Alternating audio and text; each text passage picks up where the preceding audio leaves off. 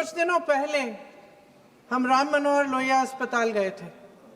Police lathi charge में घायल दिल्ली की उस छात्र की स्थिति जानने के लिए जो आईसीयू में अपनी जिंदगी की सबसे बड़ी लड़ाई लड़ रही है। हमसे कुछ ही समय पहले आदरणीय स्वास्थ्य मंत्री जी श्री जेपी नड्डा वहां गए थे और उनसे कुछ समय पहले अन्य नेता भी गए।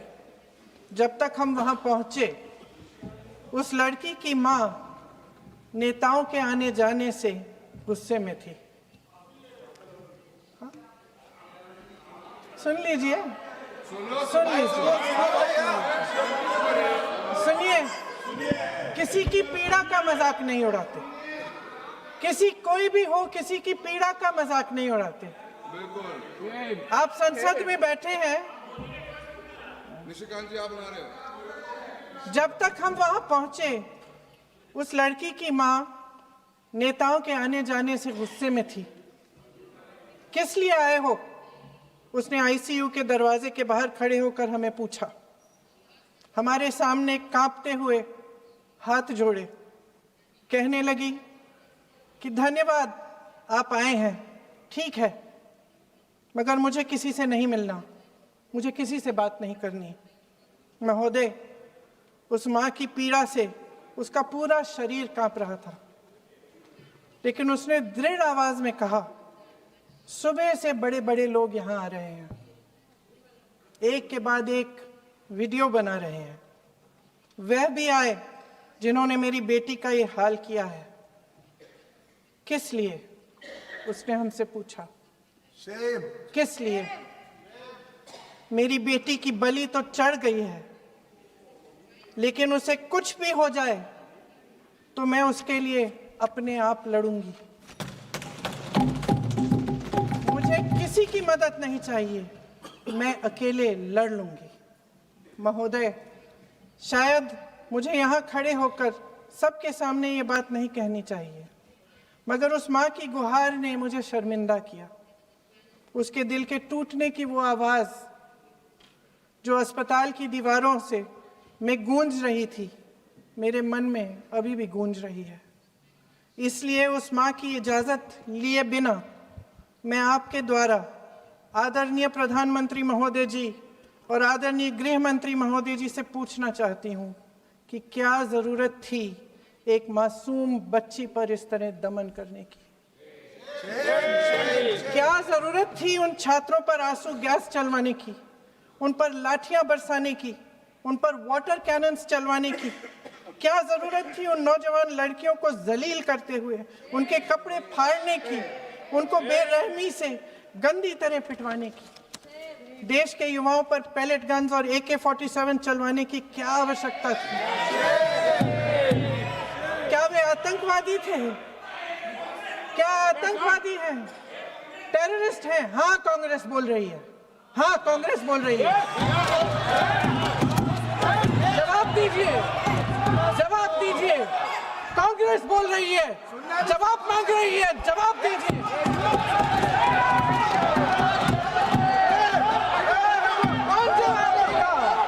कौन जवाब देगा?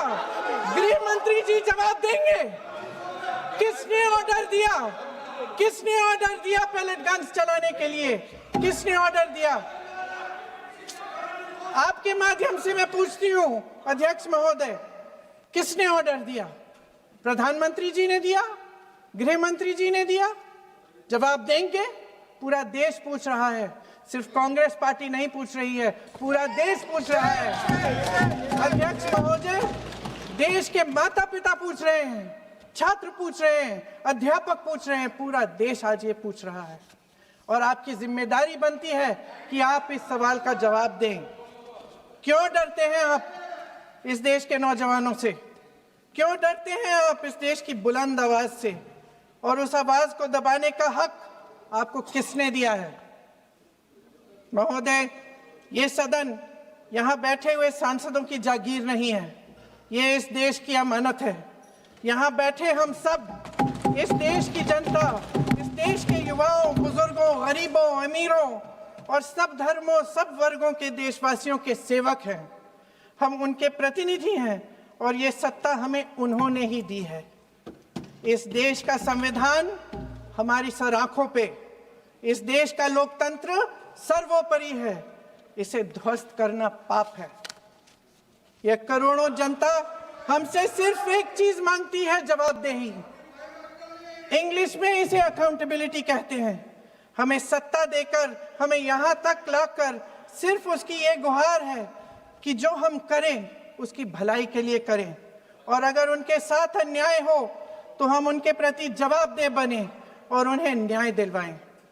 पिछले दिनों हजारों बच्चे सड़क पर उतरे। उन्होंने अपनी पीड़ा व्यक्त की।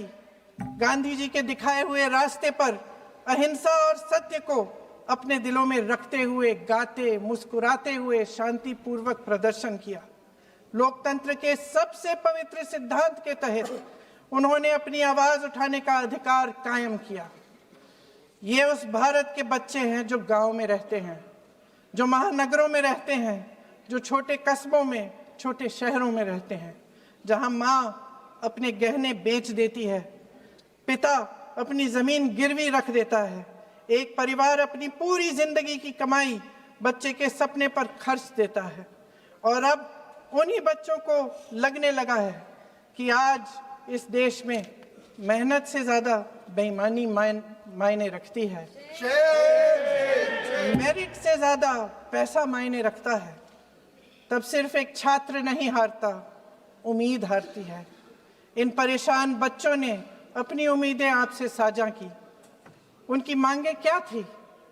कि पेपर लीक करके उनके साथ जो बार बार अन्याय किया जा रहा है उस पर कार्रवाई की जाए, कि जो सिस्टम उनके भविष्य को कुचल रहा है उसे सुधारा जाए, कि जो माफिया उन्हें घेरे हुए है उसे हटाया जाए, कि जिस मंत्री के कार्यकाल में यह सब हुआ वह इस्तीफा दे, कि उन पर बर्बरता करने वालों पर कार्रवाई की जाए और उसके लिए माफी मांगी जाए। बस यही उनकी मांग थी ना, कि जो शिक्षा और स्वतंत्र अभिव्यक्ति का अधिकार उन्हें संविधान ने दिया है उसे कायम रखा जाए। महोदय, हमारे एजुकेशन सिस्टम में कुछ समय से बहुत खामियां भर चुकी हैं। बच्चों पे जो प्रेशर डाला जाता है उसकी वजह से सैकड़ों बच्चों ने आत्महत्या कर डाली है। उससे भी ज्यादा बच्चे डिप्रेशन में डूब रहे हैं। परिवारों पर बच्चों को पढ़ाने लिखाने के लिए घूस, capitation fees, tuition fees, coaching fees आदि के घिनौने दबाव हैं। लोन लेने पड़ते हैं, सामान बेचना पड़ता है, और उसके बावजूद कोई गारंटी नहीं कि उनके बच्चों के भविष्य मजबूत बन पाएंगे, क्योंकि बेरोजगारी चरम पे है। इस सरकार ने रोजगार पैदा करने वाले सभी सेक्टर्स को लगातार कमजोर किया। एग्जामिनेशन सिस्टम खुद फेल हो गया है। पिछले दशक में 152 पेपर लीक हुए, 750 करोड़ छात्र प्रभावित हुए, मगर एक भी दोषी, एक भी माफिया को सजा नहीं।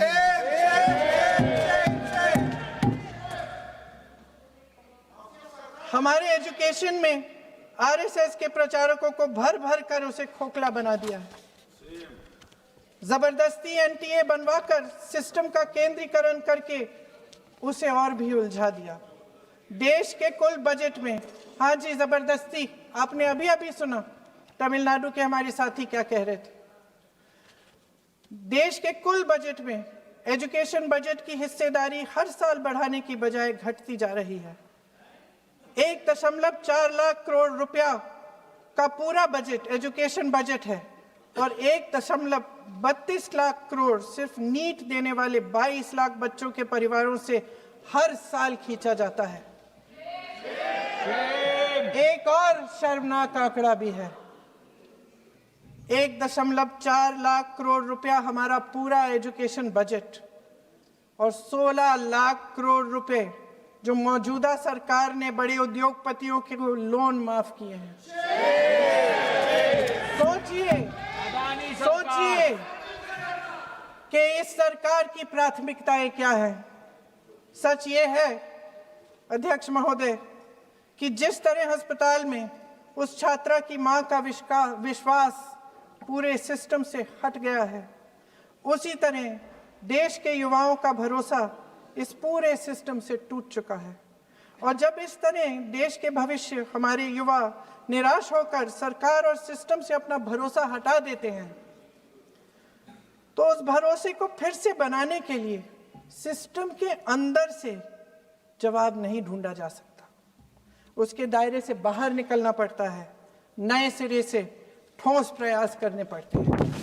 अफसोस की बात यह है अध्यक्ष महोदय कि इतना हो जाने के बाद भी आदरणीय प्रधानमंत्री महोदय जी और उनके साथी इस सच्चाई को समझ नहीं पा रहे हैं।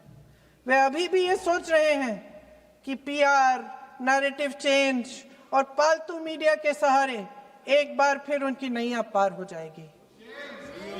परसों शिक्षा मंत्री जी ने शर्मनाक परिस्थितियों में अपना इस्तीफा दिया और कल यहीं मकर द्वार पर मेरे सत्ता पक्ष के सांसदों ने जिंदाबाद के नारे चिल्लाते हुए उनका संसद में ऐसे स्वागत किया जैसे मानो कोई सुपरस्टार पहुंच गए हैं। विडंबना देखिए महोदय, जब भूतपूर्व शिक्षा मंत्री को मुकुट पहनाया जा रहा था, स्वागत हो रहा था उनका, तब महाराष्ट्र में एक परिवार पेपर लीक पीड़ित अपनी बेटी की आत्महत्या का शोक मना रहा था। आपकी सरकार ने देश के करोड़ों छात्रों को क्या संदेश दिया? आपको किस बात का गौरव है, किस बात का अभिमान है? ये कौन सा अहंकार है? जहां आंखों में शर्म होनी चाहिए, वहां बेशर्मी और स्वागत के नगाड़े बजाए रह रहे हैं। एक तरफ मातम है, दुख है, यहां फूल माला डाल रहे हैं। कोई आप पर कैसे यकीन करे?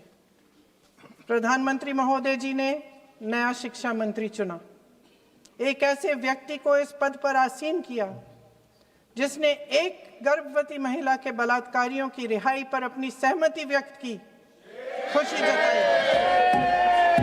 देश की करोड़ों लड़कियों को प्रधानमंत्री जी ने इससे क्या संदेश दिया? सर, अखबारों में है। अखबार में नहीं, मेरा कुछ भी बोल के चले जाते हैं क्या? अरे ये तो कैसा क्या है इनके पास? ऐसा ही कोई आरोप लगा दीजिएगा, कोई नियम कानून नहीं है।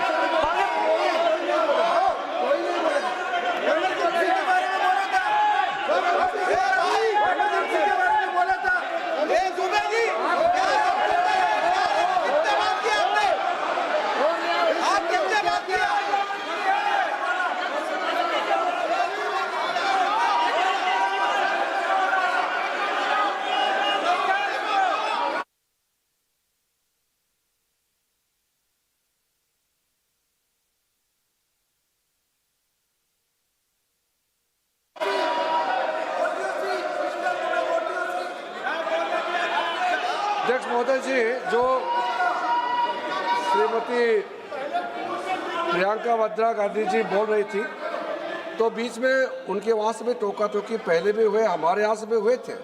अभी हम लोग तो शांति से सुन रहे हैं, लेकिन जो अभी अभी हमारे वर्तमान नए शिक्षा मंत्री को जो उन्होंने टिप्पणी की, कैरेक्टर असैसिनेशन है एक तरीके से संसद में, और इस तरीके के भाषा हम उम्मीद नहीं करते हैं। मैं इसमें प्रहलाद जोशी जी ने भी खुद कहा है, एक तो उन्होंने प्रियंका जी ने जो गलत बात कही है रिकॉर्ड पे, उसको रिकॉर्ड से हटा दिया जाए। दूसरा इस तरह का भाषा का इस्तेमाल ना करें। आपने डिबेट से पहले आपने अपील किया कि संसद में डिबेट का स्तर को नहीं गिराने चाहिए। उनके पार्टी के वो सीनियर लीडर है, वो पहली बार चुन के आए हैं, मगर उनके पार्टी में सीनियर है, जिम्मेदारी के साथ बोलना चाहिए। अगर पूरा ऑथेंटिकेट नहीं कर सकते हैं तो मैं ये मानता हूं कि उनको क्षमा मांगना चाहिए सदन से।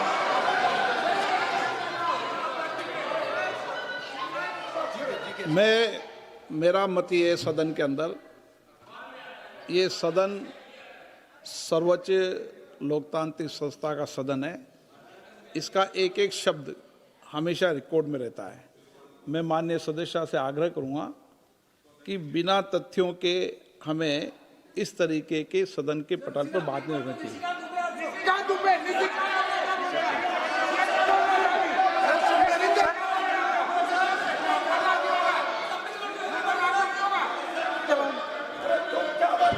ये तो डिलीट कर दिया, लेकिन आगे भी वो भी डिलीट करा सर।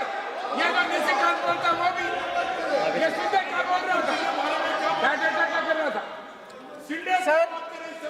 सर जो प्रहलाद जोशी जी ने बिल्किस बानो के बलात्कारियों की रिहाई पर जो बयान दिए उसका प्रमाण मैं आपको दे दूंगी, मैं भेज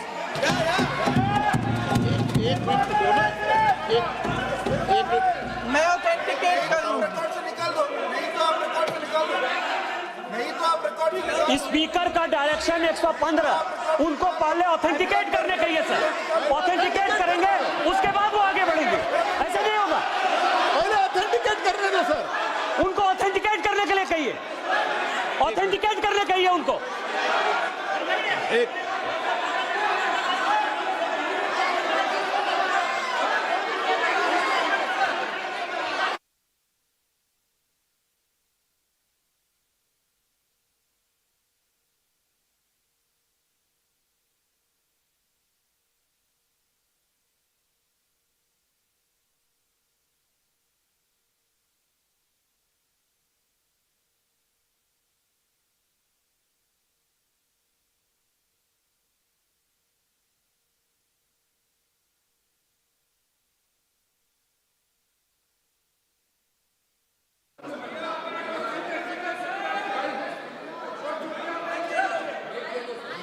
आप उनको बोलने तो आप मत करो डिस्टर्ब। मैं एक विषय बता दूं, एक मिनट बताऊं। नियम 353 के अंदर फिर मैं एक बार स्पष्ट कर दूं, किसी भी सदस्य द्वारा किसी भी व्यक्ति के विरुद्ध मानहानि या अभियोगात्मक प्रकृति का कोई आरोप नहीं लगाया जाएगा जब तक कि सदस्य ने अध्यक्ष और संबंधित मंत्री को पर्याप्त अग्रिम सूचना नहीं दे दी हो। यह व्यवस्था है।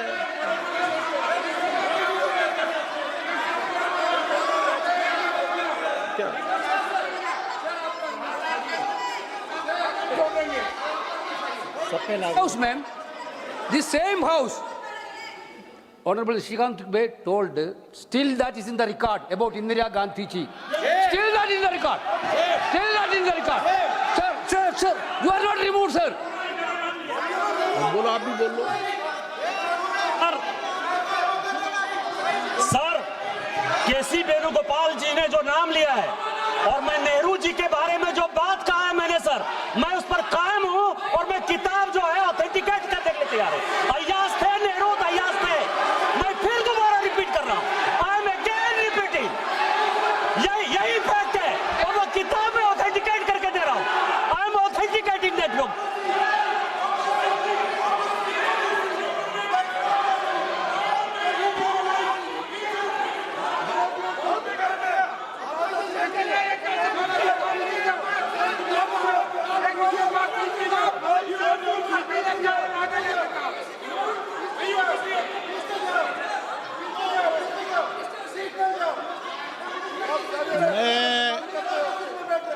मैं जब आसन पर होता हूं, जो मैं व्यवस्था देता हूं, चाहे सत्ता पक्ष हो या प्रतिपक्ष हो, मैं समान व्यवस्था देता हूं। मैं जब आसन पर होता हूं,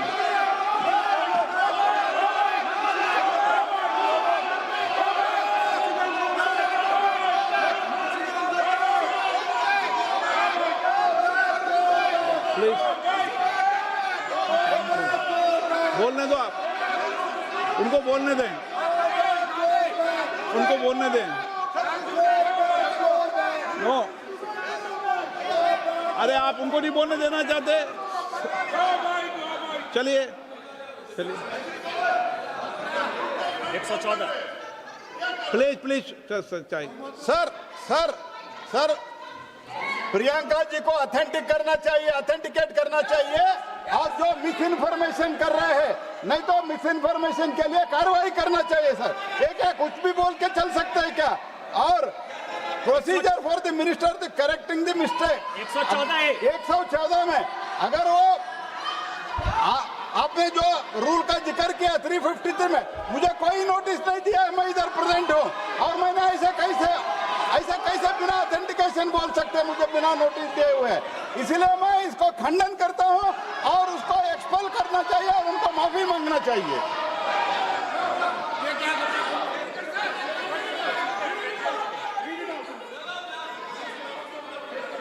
नहीं, ये चैप्टर आगे नहीं बढ़ेगा sir. Bill pay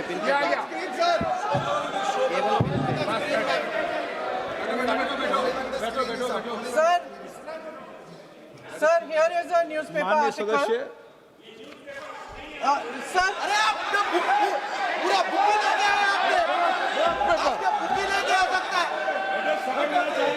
sir, written by a respected माननीय journalist. सदस्य, I will authenticate using this, sir. आप माननीय सदस्य प्लीज इसको छोड़ दें।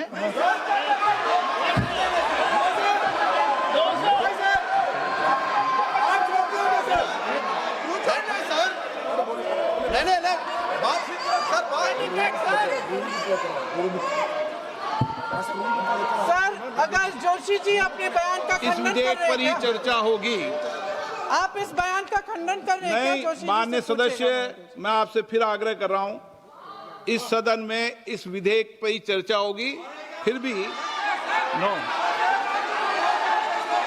पंडित लारू को क्या ये विधेयक का विषय नहीं है। आप नो, आप बोलो तो विधेयक पे बोलो, ये मेरी अपेक्षा आपसे। प्लीज सर, करो। छोड़िए, ये रख दो। इस विषय को छोड़िए।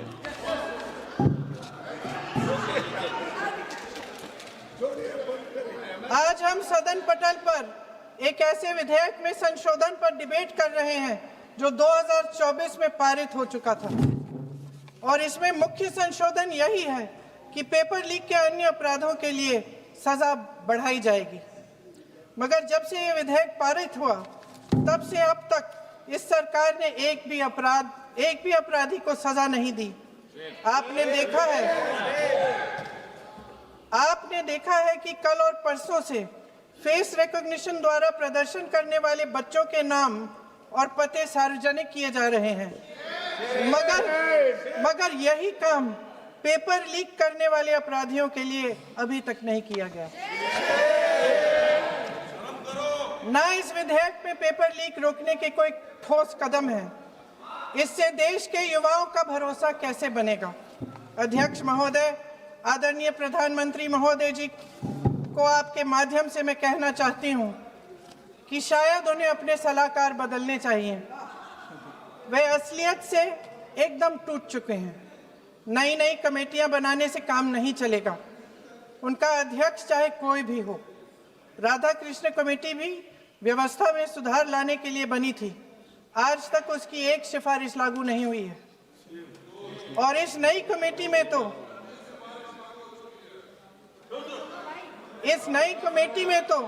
एक एक्स-आईबी चीफ,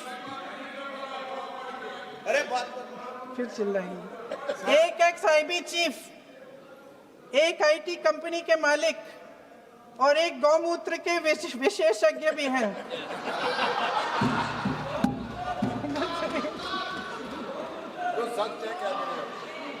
इन्हें शिक्षा के बारे में क्या पता जी?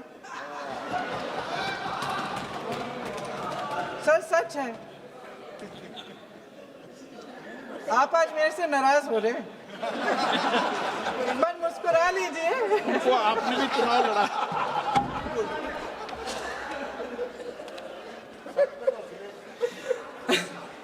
सर, फास्ट ट्रैक कोर्ट्स का रिकॉर्ड पहले से ही बहुत खराब है।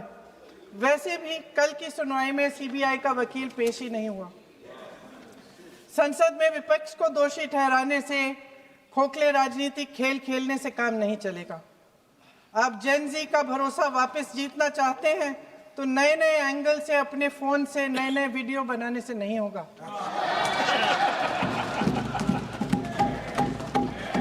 प्रधानमंत्री जी को कैमरे का एंगल नहीं, दिल का एंगल बदलना पड़ेगा। ये जेनरेशन जागरूक है, समझता है, झूठ पहचानने की उसकी अपार क्षमता है। इनका दिल और दिमाग जीतने के लिए आपको सच्चाई पर उतरना पड़ेगा। आपके शासन के चलते इस नौजवान पीढ़ी के साथ घोर अन्याय हुआ है, बर्बरता हुई है। इस सच्चाई को स्वीकार करिए। अपनी जिम्मेदारी से पीछे हटने से काम नहीं चलेगा। आदरणीय प्रधानमंत्री महोदय जी, आपको जिम्मेदारी लेनी पड़ेगी, ठोस कदम उठाने पड़ेंगे। शिक्षा विशेषज्ञों को इकट्ठा कीजिए, छात्रों, अध्यापकों, सभी स्टेक होल्डर्स को साथ लेकर, अन्य विचारधाराओं के थॉट लीडर्स के साथ गहरी चर्चाएं करवाकर एक नई शिक्षा प्रणाली तैयार कीजिए। मौजूदा नेशनल एजुकेशन पॉलिसी में 8 महीने तो एग्जाम चलते हैं, अध्यापकों को पढ़ाने का समय नहीं मिलता। सिर्फ आरएसएस के लोगों से भरने की बजाय सिस्टम को शिक्षित, एजुकेटेड, उन्नत और उदार दृष्टिकोण के लोगों से भी भरिए, जिनकी योग्यता सिर्फ उनकी विचारधारा न हो।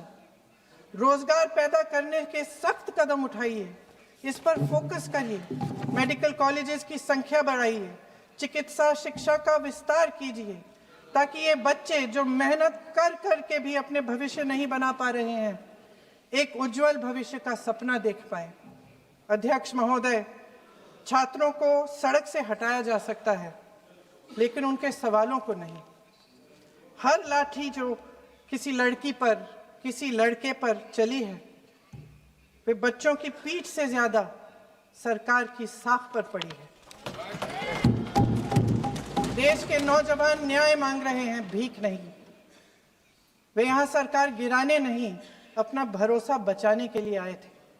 अध्यक्ष महोदय, आपके माध्यम से मैं सरकार को कहना चाहती हूं, अपनी साख बचाइए, अपनी नीयत ठीक करिए, अपनी अकड़ का इलाज कीजिए, अपने वादों पर अमल कीजिए। आपके शासन में हमने बड़ी बड़ी चोरियां देखी हैं। चुनाव में वोटों की चोरी, राम मंदिर में चंदा की चोरी, आपके उद्योगपति मित्रों द्वारा देश की संपत्ति की चोरी, किसानों की जमीन की चोरी, लेकिन सबसे बड़ी चोरी, हाँ ठीक है, सबसे बड़ी चोरी तब हुई। कहिए, बोलिए।